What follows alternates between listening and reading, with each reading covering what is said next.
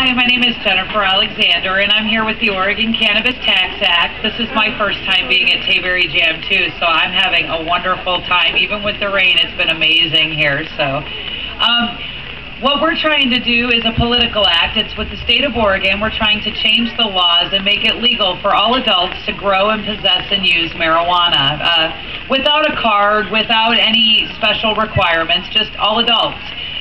The Oregon Cannabis Tax Act will allow all adults to grow their own with no license, no fee, and use it for personal, non-commercial uses. It'll also allow state licensed stores to sell it like we sell liquor. So that'll be to 21 and over, in a store specific for cannabis, which addresses the concerns of people that don't want it sold in Safeway or 7-Eleven where, kids can just snatch it.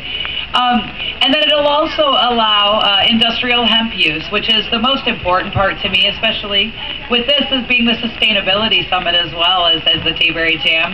Hemp is this huge product, this huge potential for our environment, our economy, and all of us. It's going to allow us to, the obvious ones, paper, rope, clothes. I mean, everybody's familiar with those, but there's the not so obvious ones, which is the hemp biodiesel fuel, where we don't have to be relying on foreign oil to fuel our energy needs. We can make that out of hemp that's grown by our farmers locally here. We can buy our fuel locally. It'll also allow us to build houses from hemp, which is another one that I don't think a lot of people are familiar with, but is phenomenal. Hempcrete housing is hemp fibers mixed with lime, and you build houses with it. These houses are carbon negative, which means they take in more carbon than they put out, unlike any of our other industries that I'm familiar with. The houses don't require heating and cooling, which is another huge energy savings. It'll maintain an ambient temperature inside these houses because the walls actually breathe. They're rot-proof. They don't contain moisture like our drywall and things like that do, so they won't rot. They're earthquake-proof. They're termite-proof. These houses are amazing. And then 20 years from now, when you decide you don't like this house, as we all seem to do in our culture, when you tear it down, it's fertilizer. It's not toxic like the building materials that we use today. So when you plant it into your yard, you now have a healthier soil, not a more damaged soil. So that's huge, and that's hempcrete housing. We can build those for the same cost, if not less, than we build our current construction with today. Another thing with the hemp is that when you're making this fuel, the waste product from making the high-grade oil is actually food. So instead of having garbage left over, we have something that we all need, which is a very healthy food rich in omega-3s and 6s, something lacking in the American diet. It's just amazing how much potential cannabis has to help with our environment, our economy, our social relationships with each other even. Hemp ensures that we have a sustainable society and not just sustainable industries. It branches into every aspect. Going back to the cannabis side of things, there's just too many people that are locked up for using marijuana. And I know in Oregon, at least, that you have a little bit of marijuana, nobody seems to care. But quickly we forget about states throughout the country where just a joint gets you locked up. And in Oregon, it's happening too. It's just not as common here. Even medical marijuana patients go to jail if your plants get too tall, if you happen to trade it with somebody and now it's consideration, if you're selling it to somebody who needs it, like any other commodity, we can buy and sell these, but not in the medical marijuana program. So all of these things cause people that are trying to help one another become felons and criminals and get locked up.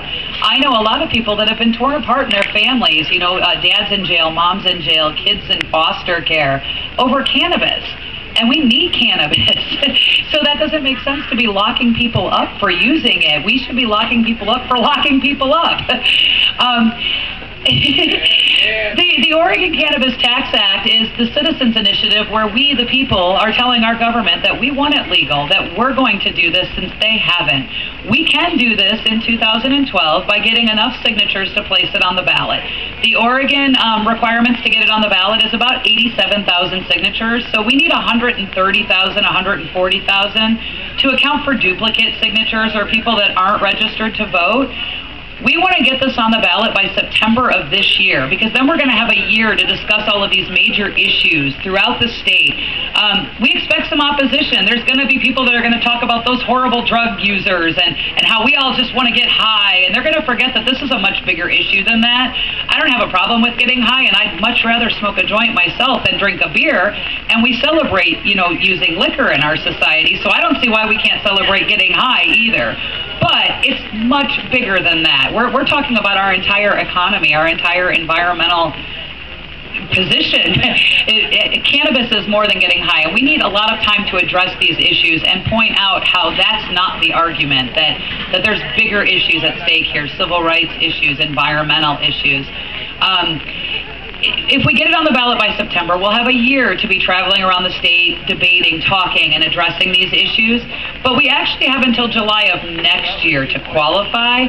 I'm trying to get volunteers to help us break the record and get it on the ballot in September of this year.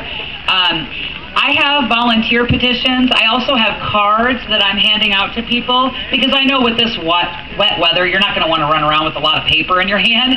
But these cards have the web address where you can request a volunteer packet. You can check out where we're going to be throughout the state and get involved. I tell people that this won't happen until we say it will. A lot of people stand around and they're waiting for somebody else to do it. But we have to do it. This is a government of we the people, and if we don't do it, it won't happen. We have to take back control of our government and decide that we're going to change the laws. If you want a card, I have a booth back towards the back, or I'm going to be up here by the fire for a little while.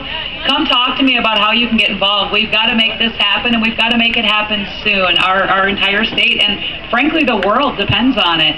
Thank you.